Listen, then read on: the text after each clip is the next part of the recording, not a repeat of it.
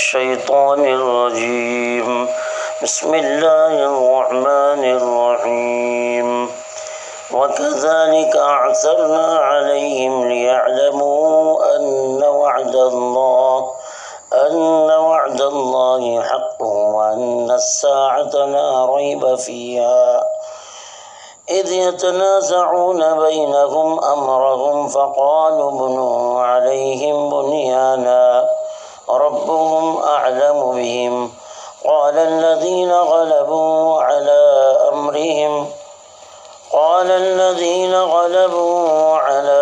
أمرهم لنتخذن عليهم مسجدا۔ اور اسی طرح لوگوں پر ہم نے ظاہر کر دیا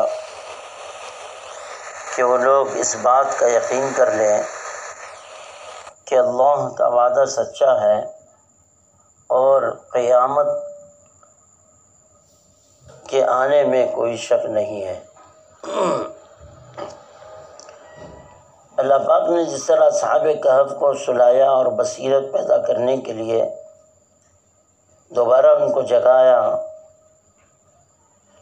اللہ تعالیٰ فرما رہے ہیں اسی طرح ہم لوگوں کو بھی یہ بتانا چاہتے ہیں کہ لمبی نیند کے بعد بیدار کرنے سے یہ اطلاع پانے والے سمجھ جائیں کہ موت کے بعد بھی اللہ تعالیٰ قبروں سے دوبارہ اٹھائیں گے۔ جو وعدہ اللہ کا ہے وہ سچ ہے، اور قیامت کے بارے میں کوئی شک کر ہی نہیں سکتا، کیونکہ اللہ پاک نے اصحاب کہف کی روحوں کو 309 برس سلا کر دوبارہ اتنی طویل مدت کے بعد دوبارہ اللہ نے اٹھایا۔ ان کے جسموں کو ختم ہونے سے، گلنے سے، سڑنے سے اللہ پاک نے بچا لیا۔ پھر ان کی روحوں کو اللہ تعالیٰ نے نیند سے بیدار کر کے واپس کر دیا۔ اللہ تعالیٰ قادر ہے۔ اللہ نے بتایا کہ ہماری قدرت ہے، ہمیں بتانا چاہتے ہیں کہ قیامت میں ہم دوبارہ لوگوں کو قبروں سے اسی طرح اٹھائیں گے جس طرح اصحاب کہف کو لمبی مدت سلانے کے بعد اٹھایا ہے۔ آگے اللہ تعالیٰ فرما رہے ہیں وہ وقت بھی قابل ذکر ہے جب اس زمانے کے لوگ اصحاب کہف کے معاملے میں آپس میں جھگڑنے لگے، سو ان لوگوں نے کہا ہم کوئی عمارت بنا دیں، یہاں عمارت بنا دو، اور ربهم اعلم بهم، ان کا رب ان کو خوب جانتا ہے، ان کا رب ان کو خوب جانتا تھا۔ جو لوگ اپنے کام میں غالب تھے، یعنی بادشاہ تھے، حاکم وقت تھے، انہوں نے کہا کہ ہم یعنی اس غار کے پاس ایک مسجد بنا دیں گے۔ یہاں مفسرین کے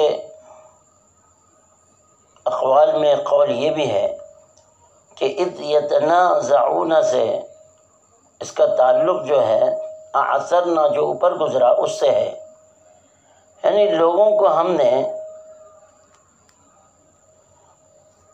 اصحاب کہف پر مطلع کیا، اس وقت کیا جب وہ باہم اپنے دین کے معاملے میں جھگڑ رہے تھے۔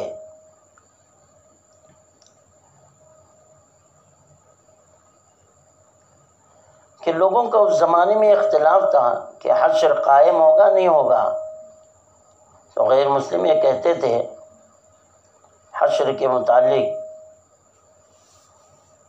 کہ صرف روحوں کا حشر ہوگا اور جسموں کا حشر نہیں ہوگا۔ مسلمانوں کا یہ کہنا تھا کہ روحوں کے ساتھ اجسام کا بھی حشر ہوگا۔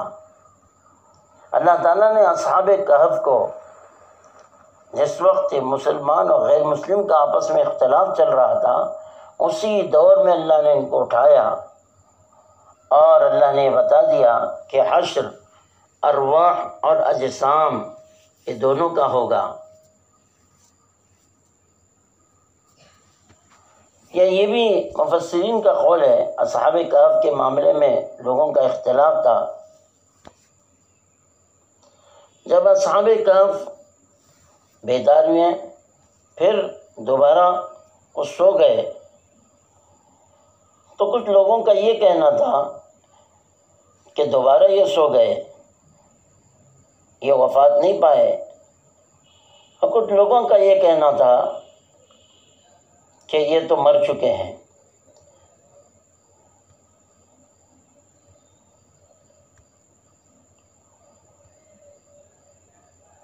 خیر، یہ تو حقیقت ہے کہ اللہ تعالیٰ نے ان کو اٹھایا اور دوبارہ جب بادشاہ اور اس کے رعایا جو مسلمان تھے ان سے ملاقات کرا کے دوبارہ اللہ نے انہیں موت دے دی۔ اور جس وقت ان کے آپس میں اختلاف ہو رہا تھا کہ ہم یہاں مسجد بنائیں گے، کچھ لوگ کہتے تھے جو غیر مسلم تھے کہ ہم عمارت بنائیں گے،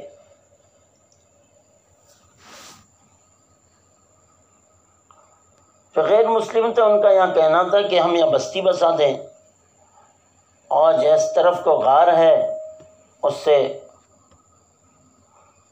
اس کے پاس ایک بڑی عمارت بنا دیں گے تاکہ لوگوں کا اندر جانا بند ہو جائے گا۔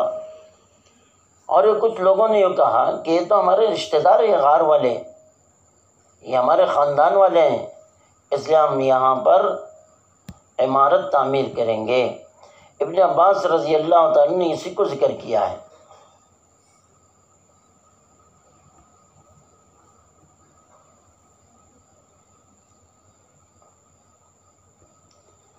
خیر، اصحاب کہف کا جو تعلق تھا جب وہ ایمان لے آئے تو ان کا تعلق اب مشرکوں سے اور شرک والوں سے نہیں رہا، تو مسلمان تھے، اس لیے ان کا تعلق مسلمانوں سے، اسلام سے ہو گیا۔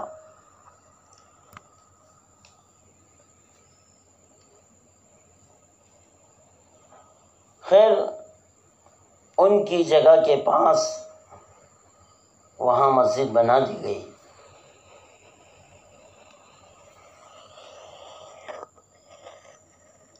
اس میں علماء کا اختلاف ہے۔ مفسرین نے لکھا ہے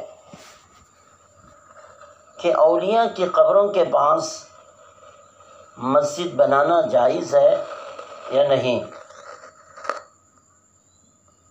تاکہ اولیاء کی قبروں سے برکت حاصل کی جائے، ان کے قرب کے ذریعے سے۔ کچھ محدثین نے اس کو مکروہ لکھا ہے۔ حضرت علی رضی اللہ تعالیٰ عنہ کے قول جو ابو الحیاج کا ایک قول نقل کیا ہے، حضرت علی رضی اللہ تعالیٰ عنہ سے فرمایا تھا کہ میں تجھے اس کام پر نہ بھیجوں جس کام پر رسول اللہ صلی اللہ علیہ وسلم نے مجھے بھیجا تھا، جہاں تجھے غیر اللہ کی عبادت گاہ ملے، یعنی مورتی ملے یا اونچی قبر ملے، اس کو سطح زمین کے برابر کر دینا۔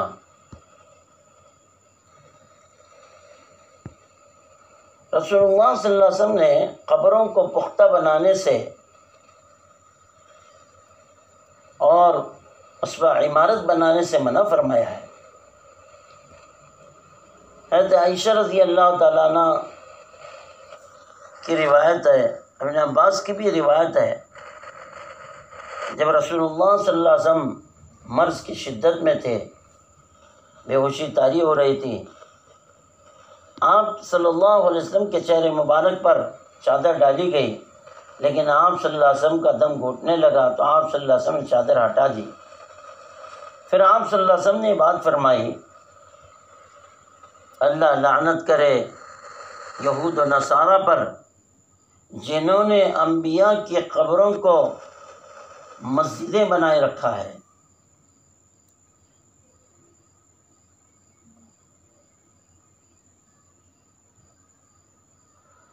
عائشہ رضی اللہ تعالیٰ فرماتی ہیں کہ امت کو اہل کتاب کی طرح کرنے سے آپ صلی اللہ علیہ وسلم ڈرایا ہے۔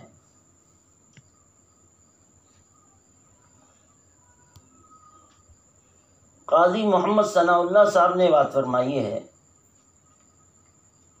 قبروں کو پختہ کرنا اور اونچا کرنا اور اس پر عمارت بنانا یہ ممانعت ہے۔ ہاں، قبور کے قریب مسجدیں بنانے کی ممانعت نہیں ہے، مسجد بنا سکتے ہیں۔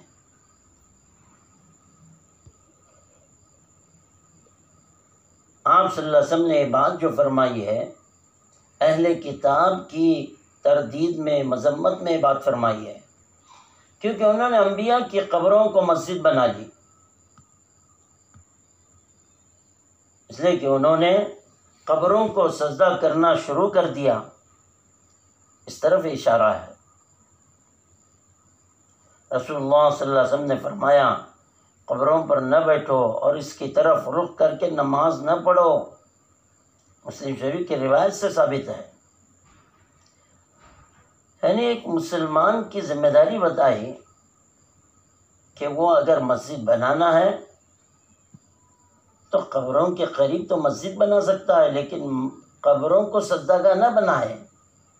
اس طرف یہ اشارہ بتایا کہ ان میں اختلاف ہوا تھا اصحاب کہف کو لے کر کہ ہم عمارت بنائیں، غیر مسلم کہتے ہیں، اور مسلمان کہتے ہیں مسجد بنائیں، لیکن تحقیقی بات ہے کہ آج بھی وہاں مسجد موجود ہے۔ آگے کا سبق انشاءاللہ کل عرض کیا جائے گا۔ اللہ تعالی ہم سب کو صحیح سمجھ کے توفیق عطا فرمائے۔ وآخر دعوانا الحمدللہ۔